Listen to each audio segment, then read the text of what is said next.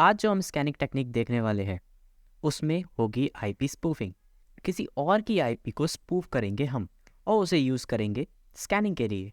तो इसमें हमारी मदद करने वाला है डिकॉय।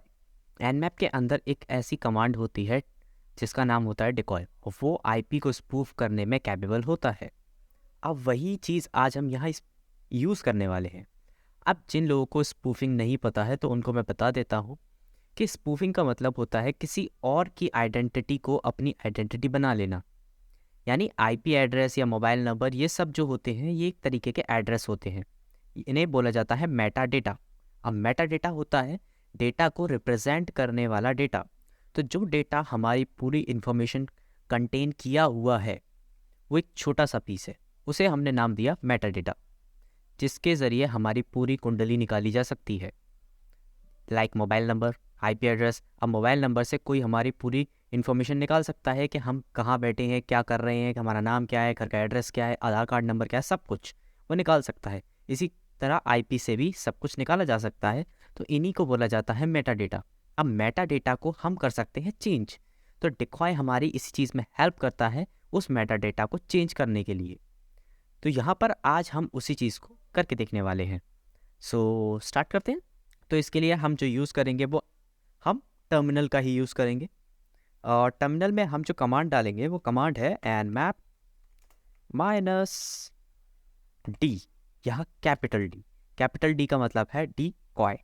अब यहाँ डालेंगे हम अपना स्पूफ्ड आईपी, यानी जो आईपी हमें स्पूफ करना है वो आईपी। सो हम अभी डाल देते हैं कुछ भी 192.168.0.1 एंड स्पेस। अब यहाँ पर हमें डालना है अपना टारगेट, टारगेट जो भी आपका रहेगा। सो एक काम करते हैं, आज हम करते हैं गूगल को, www.google.com। एंड यहाँ इसकी हो चुकी है स्टार्ट। एंड यहाँ पर इसने हमें दिए हैं 2 बोर्ड्स। तो लेकिन टाइम ज़्यादा लिया फिर भी इसने। एक बार ऐसा करते हैं, इसको सूडो के ज़रिए करके देखते हैं। सो टाइम ये अभी भी ज़्यादा ले रहा है एंड पोर्ट हमें सेम मिले हैं, कोई भी चेंजेस नहीं है। अब इस कंडीशन में हो सकता है कि जो हमारे 98 पोर्ट्स है ये ओपन है या नहीं है, क्योंकि नहीं पता हमें, ये हमें नहीं पता। क्यों? क्योंकि यहाँ पर ये सारे पोर्ट फिल्टर कर दिए गए इस आईपी को स्पूफ करने के बावजूद भी। तो अब एक काम करते हैं, यहाँ पर एक आईपी नहीं, हम 2 आईपीस का यूज़ करते हैं। 192.167.0.1, 2 भी नहीं, अब 3 का यूज़ करेंगे हम। सो 192.166.0.1 मैंने कुछ भी ले ली है, आप कुछ भी ले सकते हैं अपनी मर्ज़ी से। अपनी मर्ज़ी से नहीं, मतलब जो रियल आईपी है उनको आप स्पूफ कर सकते हैं, तो आप उनका यूज़ कर सकते हैं। सो मैंने इस समय ये ले ली है एंड स्कैन करते हैं। सो रिज़ल्ट तो अब भी मेरे पास वही आया, पोर्ट फिल्टर कर दिए गए हैं। तो एक काम करते हैं, हम इसमें थोड़ा करते हैं चेंज। अब यहाँ पर ये इन 3 आईपीस को भी ये बहुत जल्दी डिटेक्ट कर ले रहा है और ब्लॉक कर रहा है या फिल्टर कर रहा है। तो अब क्या सॉल्यूशन हो, तो हम एक काम और कर सकते हैं। हमारे पास एक और दूसरी टेक्निक है, यानी डिकॉय की ही है, डिकॉय ने ही दी है। उसमें हमें आईपी डालने की ज़रूरत नहीं है, ये खुद ही आईपीस के जनरेट करेगा। तो हमें बार बार आईपीस को चेंज करने की, आईपीस को नए नए आईपी ढूंढने की वो ज़रूरत या टेंशन ख़त्म। तो हम उस चीज़ से फ्री हो जाएंगे और अब हम यूज़ करेंगे उसी कमांड को जो कि है R&D कोलन। अब कोलन के बाद हम डालेंगे हमें कितने आईपी स्पूफ करने हैं, यानी कितने स्पूफ्ड आईपी यूज़ करने हैं। सो एक काम करते हैं, हम डालते हैं 10 एंड इस पूरे प्रोसेस को थोड़ा कर देते हैं फास्ट, कैपिटल F लगाकर एंड एंटर, ताकि फास्ट प्रोसेस हो। एंड अब भी हमें वही रिस्पॉन्स मिला है। तो एक काम करते हैं, हम इसमें कुछ और चीज़ें यूज़ करते हैं, -s capital S -s and capital V। यहाँ पे हमें सर्विसेज और वर्जन दोनों चाहिए। तो अब देखते हैं क्या मिलता है हमें। अभी तक ये अंडर गोइंग स्टेटस है, कोई भी आउटपुट अभी हमें नहीं मिल रहा है, सिर्फ स्कैनिंग चल रही है अभी तक। पता नहीं क्या निकलेगा आंसर। ओके, सो हमारे पास अब काफ़ी कुछ आ चुका है और पोर्ट तो हमें अभी 2 ही मिले हैं। ये SSL का पोर्ट मिला है जो कि मैं पहले ही मिल रहा था, और यहाँ पर वही HTTP का पोर्ट मिल रहा है जो कि पहले भी मिला था। एंड यहाँ पर आई है कुछ सर्विसेज की फिंगरप्रिंट हुई है जो कि पोर्ट 80 के लिए है, तो पोर्ट 80 का ये रहा। एंड पोर्ट 80 की सारी इन्फॉर्मेशन हमारे पास यहाँ अवेलेबल करवा दी गई है। अब इसे हम बैठ के आराम से पढ़ सकते हैं अगर आपको पढ़ना है तो। और दूसरी 443 की सारी इन्फॉर्मेशन है हमारे पास कि उसमें SSL है, टाइम उसमें कितना लिया है। सो यहाँ हमारे पास उनकी सारी इन्फॉर्मेशन हमें मिल चुकी है कि वो कौन कौन सी सर्विसेज को सपोर्ट करते हैं, उनका नेम सर्वर्स क्या है, और भी काफ़ी सारी चीज़ें इसमें अवेलेबल कराई जाती हैं। तो हम यहाँ पर उन्हें देख सकते हैं, बट इससे होगी हमारा ज़्यादा मतलब है नहीं। तो हम इन चीज़ों को ना देखते हो, हमें तो मेन चीज़ चाहिए थी। तो हमें मेन सिर्फ हमें 2 ही मिले हैं और हमें कोई खास मिले नहीं। किसी और पर ट्राई करते हैं, इसको कर देते हैं क्लियर एंड यहाँ पर इसको रिप्लेस करते हैं SR टेक्नोलॉजीज डॉट ऑनलाइन। फिर हमें थोड़ा वेट करना पड़ेगा क्योंकि सारी की सारी इन्फॉर्मेशन ये इकट्ठी करता है। अब उस इन्फॉर्मेशन में कुछ वैल्यूएबल भी हो सकती है और कुछ अनवैल्यूएबल भी हो सकती है, पर वेट तो करना पड़ेगा। ओके सो यहाँ पर भी हमें कोई खास नहीं मिला क्योंकि क्लाउडफ्लेयर की फायरवॉल से प्रोटेक्टेड है। तो हमें सिर्फ पोर्ट्स ही मिले हैं, नॉर्मल पोर्ट्स 80 एंड 443, एक SSL में और एक विदाउट SSL में। बाकी तो हमें कुछ भी नहीं मिला।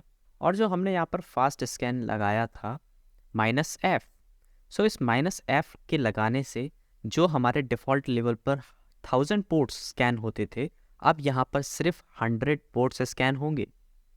सो जिसमें कि हमारे पास 4 पोर्ट इसने ओपन दिखाए, बाकी 96 पोर्ट्स फिल्टर कर दिए। तो इसमें सिर्फ और सिर्फ हमारे 100 पोर्ट्स स्कैन हो रहे हैं। अब 100 पोर्ट्स स्कैन होने में इसने टाइम लिया 20 सेकेंड्स। अब अगर हमने 1000 पोर्ट्स स्कैन किए तो ये और ज़्यादा टाइम लेगा, इसका 10 गुना टाइम लेगा ये। तो इसीलिए अब भी हम इसको वो टाइम नहीं दे रहे हैं। सो अभी हम ये चेक करते हैं वायरशार्क के ज़रिए, जो हमने रैंडमली इसको 10 IPs दी थी, तो क्या ये उन्हीं 10 IPs के ज़रिए सभी को स्कैन कर रहा है या नहीं कर रहा है। तो अभी हम वायरशार्क के ज़रिए इसको चेक करते हैं। तो वायरशार्क ओपन कर लेते हैं। ओके सो वायरशार्क स्टार्ट कर देते हैं, दोबारा से उसी कमांड को रन कराते हैं एंड एंटर। अब यहाँ हम अपने इसको एनालाइज करते हैं। सो ये हमारा कंप्लीट हो चुका है। आई थिंक कंप्लीट नहीं हुआ, अभी चल रहा है। ओके यहाँ हो गया ये कंप्लीट। तो यहाँ इसको कर देते हैं हम स्टॉप एंड ले जाते हैं इसको स्टार्टिंग में। ओके सो हम आ चुके हैं अब यहाँ स्टार्टिंग में। सो हमारे पास थी 10 IPs। सो ये रही वो सारी की सारी 10 IPs जो Nmap ने यूज़ की हैं स्कैनिंग के लिए। यहाँ से इसने सबसे पहले पिंग करा कर देखा है क्या 10 IPs से पिंग कराया है, क्या हमारा होस्ट लाइव है या नहीं है। क्योंकि अगर पिंग में वो डाउन निकलता है तो आगे के प्रोसेस का कोई मतलब नहीं बनता। सो इसीलिए ये वहीं पर उस पूरे प्रोसेस को रोक देगा कि अब टाइम वेस्ट करने से कोई फ़ायदा नहीं है, आप यहीं रुक जाइए, होस्ट डाउन है। उसके बाद भेजे गए हैं 10 IPs से सिंक्रोनाइजेशन, और फिर यहाँ पर उन्हीं 10 IPs से सिंक्रोनाइजेशन पैकेट्स भेजे गए 443 के लिए। यहाँ पर डेस्टिनेशन सेम है बट IPs हर बार एक नया है। और उसके बाद भेजी गई है यहाँ पर टाइम स्टैम्प रिक्वेस्ट ICMP की जो होती है। सो इतने के बाद अब स्टार्टिंग हुई है 10-10 बार हर एक पोर्ट के लिए, हर एक IP से यहाँ पर ये पैकेट्स को सेंड कर रहा है। सिंक्रोनाइजेशन जा रहा है सिर्फ 21 पोर्ट के लिए। उसके बाद 10 बार गया है 1720 के लिए, फिर 8080 के लिए, 143 के लिए। हर किसी के लिए यहाँ पर 10 पैकेट्स जाएंगे। तो जैसा कि इसने सभी को भेजा सिंक्रोनाइजेशन पैकेट, अब सिंक्रोनाइजेशन पैकेट का जो भी आंसर वापस देता है, यानी सिंक्रोनाइजेशन प्लस ACK, जो कि TCP 3-वे हैंडशेक के अकॉर्डिंग होना चाहिए, तो जो भी ऐसा वापस भेजेगा ये उसको रीसेट पैकेट भेजकर अपना प्रोसेस वहीं रोक देगा उस पोर्ट के लिए। तो देखते हैं कोई एस है यहाँ पर सिंक्रोनाइजेशन प्लस ACK हमारे पास 443 ने भेजा था, उसको रीसेट पैकेट भेजकर इसने यहाँ पर अपना प्रोसेस रोक दिया। तो ऐसा यहाँ पर 8080 ने भी सिंक्रोनाइजेशन प्लस ACK वापस भेजा, उसके बाद रीसेट पैकेट इसने भेजकर प्रोसेस कैंसिल कर दिया। हर किसी पोर्ट के लिए ऐसा ही हुआ। अब जितने भी पोर्ट्स हमें लाइव मिले उन सभी ने ज़रूर सिंक्रोनाइजेशन प्लस ACK वापस हमें भेजा, तभी इसने उनको रीसेट भेजा और हमें बताया कि पोर्ट ओपन है। तो जैसा कि यहाँ पर हमें पोर्ट 80 के लिए मिला, उसको भी रीसेट भेज दिया। तो इसी तरीके से यहाँ पर पूरा प्रोसेस ये काम करता है डिकॉय का। तो इस डिकॉय की मदद से हम स्कैनिंग कर सकते हैं स्पूफ्ड आईपी से। अब यहाँ एक बार भी हमारा रियल आईपी यूज़ नहीं हुआ है, जैसा कि इसमें देख सकते हैं हमारा रियल आईपी कहीं पर भी यूज़ नहीं हुआ है। एक भी ऐसी जगह नहीं है जहाँ पर हमारा रियल आईपी रिवील किया गया है। तो एज अ प्रॉक्सी ये काम करता है हमारे लिए। एंड प्रॉक्सी भी मल्टीपल प्रॉक्सीज़ के तौर पे एक ही टाइम पर कई सारी आईपीज़ को हम यूज़ कर पाते हैं। सो इसको इसी टाइप से यूज़ कर सकते। सो इस वीडियो के लिए इतना ही, मिलते हैं फिर किसी नेक्स्ट वीडियो में, तब तक के लिए जय श्री राम।